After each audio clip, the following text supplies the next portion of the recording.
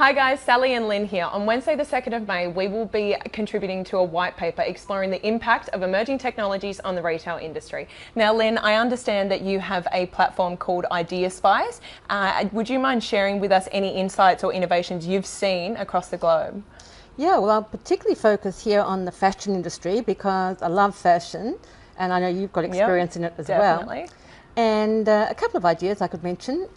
We've all heard about Amazon and their entry into Australia, but I'm not sure a lot of people realise that they've also been experimenting with machine learning. Yeah, wow. In the fashion industry, so that means that they can detect trends, fashion trends, and maybe even influence those trends going forward.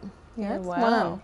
And another one that interested me is Alibaba, and they are rolling out virtual fitting rooms in their stores. That's time saving. Yeah, absolutely. It's terrific. It would be wonderful. And I understand it's also happening in the US, so I'm wondering when is this going to happen in Australia? In Australia.